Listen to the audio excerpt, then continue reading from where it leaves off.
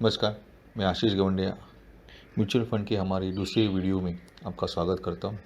इस दूसरे वीडियो में दूसरे भाग में हम म्यूचुअल फंड के संबंधित जो व्यवहार किए जाते हैं उसके ऑनलाइन प्रदर्शन को देखेंगे। सबसे पहले एक अच्छा म्यूचुअल फंड कैसे ढूंढेंगे, तो उसके लिए आप इस दिए गए लिंक पे क्लिक कीजिए। इस लिंक का जो वेब पेज है, moneycontrol.com वेबसाइट का जो वेब पेज है, उस पर आपको फंड्स के बारे में जानकारी मिलेगी और वहाँ पे आप एक अच्छा फंड पहचान पाओगे। इस लिंक के क्लिक करने के बाद आपको ऐसा एक पेज दिखेगा जहाँ पे आपको जो म्यूचुअल फंड्स में जो 5 स्कीम के प्रकार है वो देखने मिलेंगे। हर एक प्रकार में उसके जो म्यूचुअल फंड्स के प्रकार है वो देखने मिलेंगे, जो स्कीम्स है वो देखने मिलेंगे। जैसे अगर आप इक्विटी को सिलेक्ट करते हैं तो आपको large cap fund, mid cap fund, ये फंड क्या है ये हमने पहले वीडियो में देखा है। तो ये आपको जो उप श्रेणी है, प्रकार है, वो देखने को मिलेंगे। समझिए मैं अगर लार्ज कैप फंड पे सिलेक्ट करता हूँ, ओके, तो मुझे ये लार्ज कैप के जो सारे फंड्स है वो देखने को मिलेंगे, जिसमें Canara Robeco blue chip equity fund है या एक्सिस ब्लू चिप फंड है। ये सारे फंड देखने को मिलेंगे। यहाँ हमें उनके किसी के रैंक देखने मिलेंगे और पिछले कई सालों में जो उनका परफॉर्मेंस है, उनके रिटर्न्स हैं, ये हमें देखने को मिलेंगे। जिसमें अगर आप देखेंगे 5 साल के रिटर्न्स है, 3 साल के रिटर्न्स हैं, ये जो सालाना औसतन रिटर्न्स है, एवरेज रिटर्न कहते हैं, एनुअलाइज रिटर्न कहते हैं, वो हमें देखने को मिलेंगे। जैसे Canara Robeco blue chip equity fund जो एक लार्ज कैप फंड है, उसने 5 साल में, पिछले 5 साल में 18.34% इतने रिटर्न्स दिए हैं। उसी तरह से कोटक म्यूचुअल फंड ने पिछले 2 सालों में 21.76 इतने रिटर्न्स दिए हैं। अगर मुझे पिछले 5 साल के जो सबसे बेहतर या टॉप फंड्स देखने हैं, तो मैं किसी भी पीरियड के बाजू में जो एरो दिए गए, किसी भी जो साल यहाँ बताया गया उसके बाजू जो एरो दिए गए हैं उस पर क्लिक कर सकता हूँ। जैसे अगर मैं इस डाउन एरो में क्लिक करता हूँ तो मुझे जो सबसे बेहतर फंड्स हैं पिछले 5 साल के वो मुझे दिखेंगे। तो कैनरा रोबेको ये पिछले 5 सालों में सबसे बेहतर रिटर्न्स दिए हैं। औसत जो है वो सबसे बेहतर है, 18.34% उतनी। एक्सिस ब्लू चिप फंड ये दूसरे क्रमांक पर है, जिसने 18.04 के एवरेज औसत रिटर्न्स दिए हैं। उसी तरह मैं बाकी फंड्स के रिटर्न्स भी देख सकता हूँ। ये मैं किसी और पीरियड के लिए या काल के लिए भी देख सकता हूँ, 1 साल के लिए, 2 साल के लिए, 6 महीने के लिए देख सकता हूँ। समझो अभी मुझे मिड कैप फंड देखने हैं, तो मैं मिड कैप फंड को सिलेक्ट करता हूँ और ये सिलेक्ट करने के बाद मुझे जो सारे मिड कैप फंड्स हैं वो दिखने मिलेंगे। कि इसमें PGI India mid cap fund है या एक्सिस का मिड कैप फंड है, ये दिखने मिलेगा। कि आप यहाँ पे अगर वापस से 5 साल के रिटर्न्स देखें, कितने पिछले 5 साल की औसतन जो रिटर्न्स है वो देखेंगे, तो सबसे बेहतर रिटर्न्स पीजीआईएम ने दी है, जो कि 21.08% है। और अब एक्सिस को देखेंगे तो 28.87% के रिटर्न्स है। ये पिछले 5 साल का परफॉर्मेंस है। अगर आप पिछले 1 साल का परफॉर्मेंस देखेंगे तो पीजीआईएम ने 99.56% रिटर्न्स दिए, जबकि एक्सिस ने 62.61% के रिटर्न दिए। अब हम देखेंगे ऑनलाइन डेमोन्स्ट्रेशन, जिसमें हम लमसम इन्वेस्टमेंट कैसे की जाती है ये देखेंगे, एसआईपी क्रिएशन कैसा होता है और फिर एसआईपी को बैंक के साथ कैसे रजिस्टर करें। तो ये हमारा एक कोटक म्यूचुअल फंड का वेबसाइट है। यहाँ मैं अपना एक म्यूचुअल फंड अकाउंट बना सकता हूँ, ऑनलाइन म्यूचुअल फंड अकाउंट बना सकता हूँ। आप म्यूचुअल फंड कंपनी के पास जाके अपना अकाउंट ओपन कर सकते हैं। पर अगर आपको ऑनलाइन व्यवहार करना है तो आपको एक ऑनलाइन अकाउंट बनाना ज़रूरी है, और उसके लिए आपको उनकी कंपनी के वेबसाइट पे जाना ज़रूरी है। वहाँ आपको create user ID, create account ऐसे कोई ऑप्शन दिखेगा। ठीक, आप इस पे अपने फोलियो नंबर जो कि आपको म्यूचुअल फंड कंपनी देती है, वो एक बैंक अकाउंट नंबर की तरह होता है। वो नंबर को एंटर की डालिए और फिर साइन अप कीजिए। उसके बाद आपकी जो जानकारी है, पर्सनल जानकारी है, उसको उसके बारे में आपको प्रश्न पूछे जाएंगे, और फिर आप एक यूज़र नेम पासवर्ड एक बना सकते हैं। और फिर उस यूज़र नेम पासवर्ड होने के बाद आपका ऑनलाइन अकाउंट बनता है, और उस अकाउंट के बाद आप ऑनलाइन व्यवहार कर सकते हैं। अब मेरा ये अकाउंट पहले से बन चुका है, इसलिए मैंने मेरे यूज़र नेम और पासवर्ड को यहाँ पे लॉगिन के लिए डाला है, क्योंकि मैं अपने अकाउंट में के अंदर जा सकता हूँ।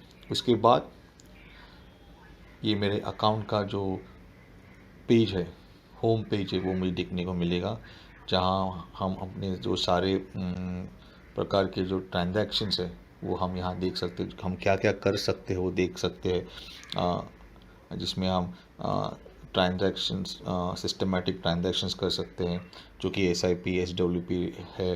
हम हमारे नॉमिनी को ऐड कर सकते हैं, हमारे प्रोफाइल को देख सकते हैं। ये सब बातें हम देख सकते हैं। यहाँ हमें हमने जो जितनी रकम निवेश की वो दिखने को मिलेगी, और उस निवेश की जो आज वैल्यू है वो यहाँ देखने मिलेगी, और हमें कितना फ़ायदा हुआ या कितना नुकसान हुआ ये हमें देखने को मिलेगा। अभी ये मेरा आपके प्रदर्शन के लिए मैंने ये अकाउंट क्रिएट किया, इसलिए ये जो अकाउंट, इसमें मेरी जो निवेश है वो शून्य बता रहे। ये सिर्फ मैंने इस वीडियो के लिए अकाउंट क्रिएट किया है। अभी मुझे एक लमसम इन्वेस्टमेंट या निवेश करना है, तो उसके लिए मैं ट्रांजैक्ट ऑनलाइन पे क्लिक करता हूँ। उसके बाद परचेस पे क्लिक करता हूँ। इसके बाद मुझे मेरी डिटेल्स मिलेंगे, जहाँ मेरा फोलियो नंबर और मेरा नाम यहाँ मुझे मिलेगा। कि ये सिलेक्ट करने के बाद मैं डायरेक्ट प्लान को सिलेक्ट करता हूँ। डायरेक्ट प्लान को सिलेक्ट करने के बाद मैं अभी एक फ़ंड चूज़ करता हूँ, जिसके लिए मैं दिए गए ऑप्शंस को सिलेक्ट करता हूँ। मुझे अगर नए फ़ंड में निवेश करना है तो मैं ये ऑप्शन सिलेक्ट करता हूँ। अगर पुराने फ़ंड जिसमें पहले से निवेश कर चुका हूँ वो उसमें निवेश करना है तो ये ऑप्शन सिलेक्ट करता हूँ। उसके बाद मैं scheme type fund of fund select करता हूँ। मुझे गोल्ड फंड में निवेश करना है। Gold fund scheme type fund of fund में आता है, इसलिए मैं उसको सिलेक्ट करता हूँ। फिर जो गोल्ड फंड है कोटक का, उसे सिलेक्ट करता हूँ डायरेक्ट, क्योंकि मुझे ब्रोकर बिना निवेश करना है। मैं ग्रोथ ऑप्शन को सिलेक्ट करता हूँ, जिसका मतलब मुझे पैसे जो मेरा जो फ़ायदा होगा वो वापस से निवेश होना चाहिए, और फिर से निवेश होना चाहिए, इसलिए मैं ग्रोथ का ऑप्शन सिलेक्ट करता हूँ। मैं ग्रोथ सिलेक्ट करता हूँ इसलिए डिविडेंड ऑप्शन मुझे अवेलेबल नहीं है, जो मिलता नहीं है, क्योंकि अगर आप ग्रोथ लेते हो तो आपको डिविडेंड नहीं मिलता, डिविडेंड है तो ग्रोथ नहीं मिलता। मैं एक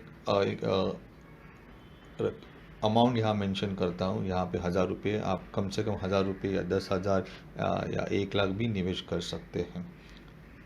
ओके, फिर मैं अपने बैंक जो ऑनलाइन बैंक है उसको सिलेक्ट करता हूँ और सबमिट पे क्लिक करता हूँ। सबमिट पे क्लिक करने के बाद मैंने जो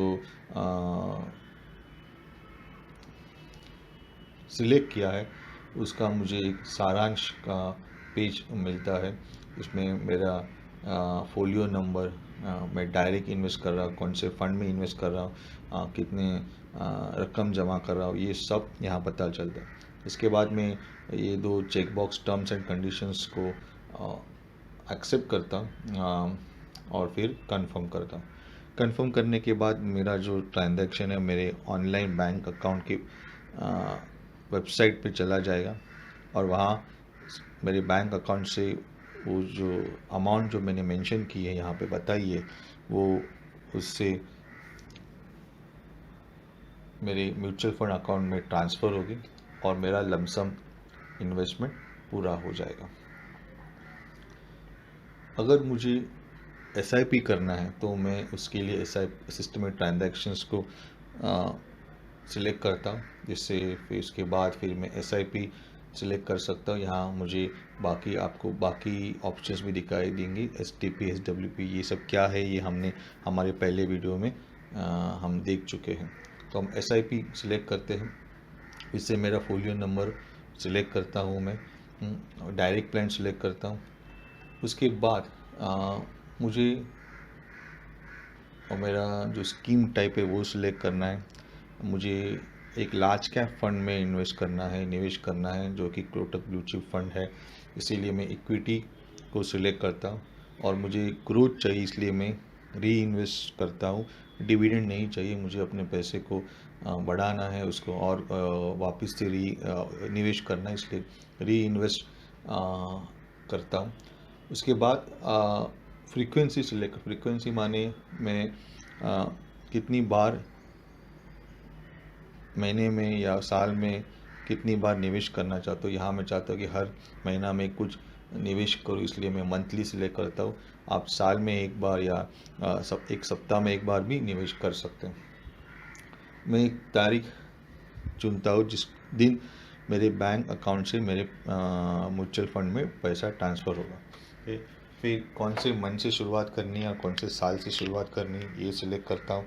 उसके बाद कौन से महीने, कौन से साल के कौन से महीने तक ये एसआईपी चलनी चाहिए ये सिलेक्ट करता हूँ।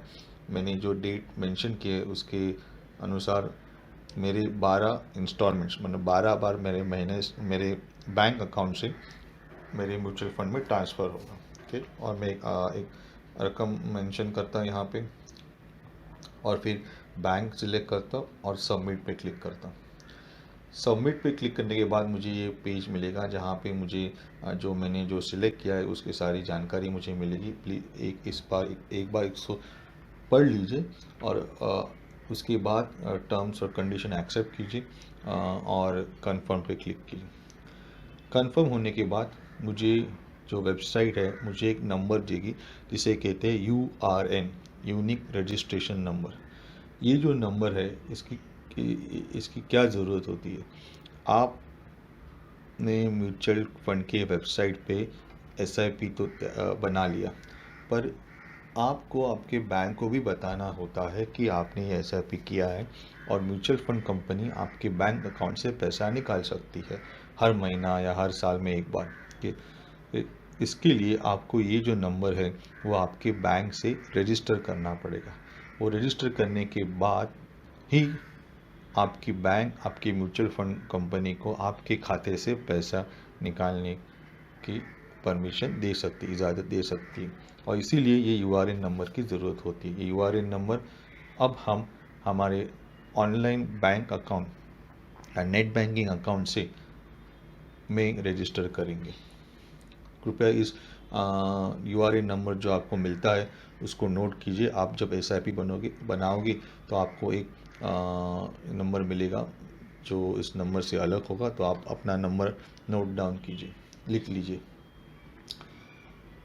फिर ये मेरा ऑनलाइन अकाउंट है जिसमें मुझे ये बिल पे या पे बिल ऐसे ऑप्शंस मिलेंगे। ये करने के बाद आप इस पर क्लिक कीजिए। एक बात ध्यान रखिए कि अलग अलग कंपनीज के वेबसाइट में थोड़े अलग तरीके आपको ये सब ऑप्शंस मिलेंगे। आपको उनको सिलेक्ट वैसे करना पड़ेगा कि थोड़ा सा डिफरेंस होगा, थोड़े आपको से उस डिफरेंस के अनुसार आप अपना काम कीजिए। अभी यहाँ पे आप देख सकते हैं कि जो मेरे पहले जो SIPs है इनका लिस्ट है, जो मैंने पहले लिस्ट SIPs किए थे इनका सारा लिस्ट है यहाँ पे। कि अभी म्यूचुअल फंड के जो एसआईपीस होते हैं वो एक बिलर की तरह आपके बैंक में रजिस्टर होते हैं। इसका मतलब कि उनका जो एसआईपी का जो अमाउंट है उसका एक बिल बनता है, वो आपके बैंक के अकाउंट में आता है और वो आपके बैंक से पे होता है, तो इसलिए उनको बिलर माना जाता है। तो अभी मुझे एक नया एसआईपी या नया बिलर बनाना है, इसलिए मैं उसको ऐड बिलर करके क्लिक करता हूँ। तो इसको क्लिक करने के बाद मुझे ये सारी लिस्ट मिलती है, अलग अलग प्रकार के जो बिलर्स हो सकते हैं, जिसमें लाइट का बिल भरने के लिए बिलर है, या वाटर गैस का या पानी का बिल भरने का बिलर हो सकता है। हमें म्यूचुअल फंड को सिलेक्ट करना है। इसको क्लिक करने के बाद आपको जो सारे जो बिलर्स है म्यूचुअल फंड की जो कंपनी, उनका नाम मिलेगा। आपने जिस म्यूचुअल फंड वेबसाइट के साथ एसआईपी लिस्ट बनाया है, आप उसे सिलेक्ट कीजिए। मान लीजिए, समझो मैंने एचडीएफसी म्यूचुअल फंड का बिलर और एसआईपी बनाया है, इसलिए मैं एचडीएफसी पे क्लिक करता हूँ कि, और उसके बाद मुझे एचडीएफसी के म्यूचुअल फंड का पेज मिलता है, जहाँ सबसे पहले मुझे यूआरएन नंबर डालना होता है। यूआरएन नंबर जो आपको आपके म्यूचुअल फंड कंपनी के वेबसाइट से मिला होता है। यहाँ पे ये नंबर अलग है। हमने देखा था कि पहले हम जो नंबर मिला था वो कुछ कोटक का नंबर था, कोटक म्यूचुअल फंड का, पर वो यहाँ पे महत्वपूर्ण नहीं है। महत्वपूर्ण कि आप किस तरह से इस नंबर को रजिस्टर करके एसआईपी को रजिस्टर कर सकते हैं। आप कोई एक नाम दे सकते हैं जिससे आपको इस बिलर के बारे में जानकारी मिल सकती है। ऑटो पे को ऑन कीजिए। ऑटो पे मतलब खुद ब खुद ये अमाउंट आपके अकाउंट से, बैंक अकाउंट से विड्रॉ होगी और आपके म्यूचुअल फंड में चली जाएगी, इसलिए इसको ऑन रखिए। आप अपना बैंक अकाउंट नंबर सेलेक्ट कीजिए और ऐड बिलर पे क्लिक कीजिए। ऐड बिलर पे क्लिक करने के बाद आपको आपका एसआईपी एक बिलर की तरह आपके बैंक के खाते में रजिस्टर हो जाएगा, और फिर हर महीना या हर साल में एक बार, जैसे आपने मेंशन किया, उस तरह से ये अमाउंट आपके अकाउंट में ट्रांसफ़र होगी। अभी हम जानेंगे कि एक्सपर्ट्स क्या कहते हैं, उनकी क्या राय है। सबसे पहले आपकी जो निवेश की जो लक्ष्य है और आपका जो जोखिम का प्रोफाइल है, किस तरह का जोखिम और कितना जोखिम आप ले सकते हैं, उसको ध्यान में रख के ही आप निवेश कीजिए। कि इसलिए आप अपने आपके जो फाइनेंशियल एडवाइज़र से मिलिए। आपके फाइनेंशियल एडवाइज़र से आप उनकी सलाह लीजिए और उसके अनुसार ही आप निवेश कीजिए। वो आपको सबसे बेहतर सलाह दे सकते हैं। आपके दोस्त क्या कहते हैं, मार्केट में कितना उतार है या चढ़ाव है, ये सोच के ना निवेश करें, बल्कि आपके जो निवेश के लक्ष्य है उसके अनुसार ही निवेश कीजिए। कि जितना हो सके, जब शेयर बाज़ार में गिरावट होए तभी आप निवेश कीजिए, और जब जब चढ़ाव होगा मार्केट में, तभी आप उसमें म्यूचुअल फंड में बेच के आप प्रॉफिट कमाइए। पर ध्यान रखिए, आपके जो लक्ष्य है उसके अनुसार ये आप व्यवहार कीजिए। आप जितना जल्दी हो सके उतना शुरुआत कीजिए। कि मैंने पहले ही आपको मेरे पिछले वीडियो में कंपाउंडिंग से आपका कितना फ़ायदा हो सकता है, कि एक 25 साल का युवा 35 साल अगर निवेश करता है, हर महीना 5-6 हज़ार निवेश करता है, तो 35 साल के बाद उसके हाथ में साधारण 20 करोड़ तक निवेश पूंजी उसकी हो सकती है। इसीलिए आप जितना जल्दी हो सके उतना निवेश शुरू कीजिए। मल्टी कैप फंड या फ्लेक्सी कैप फंड्स जो लॉन्ग टर्म के लिए large cap, mid cap, small cap से अच्छा रिटर्न्स देते हैं। आप अपने जो निवेश है वो थोड़ा गोल्ड फंड्स में कीजिए, थोड़े इंटरनेशनल फंड में कीजिए, जिससे आपके जो फंड में डाइवर्सिफिकेशन, मतलब विविध साधनों में आपके निवेश होगा, जिससे आप किसी एक फंड में ज़्यादा जोखिम नहीं लेंगे। जितना हो सके उतना लंबे समय के लिए अवधि के लिए निवेश रखें। अगर आप जल्दी रिडीम करते हैं तो आपको ज़्यादा टैक्स लग सकता है। इक्विटीज़ में 1 साल से ज़्यादा या और डेट में 3 साल से ज़्यादा निवेश करके रखिए ताकि आपको टैक्स कम लगेगा। जैसे मैंने पिछली वीडियो में बताया है कि लिक्विड फंड या अल्ट्रा शॉर्ट टर्म का फ़ायदा उठाइए। जब मार्केट आपको लगता है कि मार्केट में थोड़ा उतार आने वाला है तो आपका मुनाफा कम हो सकता है, इसलिए आप अल्ट्रा शॉर्ट टर्म या लिक्विड फंड में स्विच कीजिए। और जब मार्केट आपको लगता है कि आगे जाके बढ़ने वाला है तो आप अल्ट्रा शॉर्ट फंड से इक्विटी फंड्स में वापस से स्विच कीजिए। आपका सिस्टमेटिक विड्रॉल प्लान का उपयोग कीजिए, जिससे आप को कम टैक्स लगेगा। अगर आप एक साथ विड्रॉ करते हैं तो आपको ज़्यादा टैक्स लग सकता है। आपके म्यूचुअल फंड का नियमित रूप से प्रदर्शन की निगरानी रखें, कैसे परफॉर्म कर रहा है ये समझने की कोशिश कीजिए। मार्केट में उतार चढ़ाव होते रहते, उससे ज़्यादा परेशान ना हो। लॉन्ग टर्म के लिए मतलब बहुत सालों के लिए इन्वेस्ट करके इन्वेस्ट कीजिए।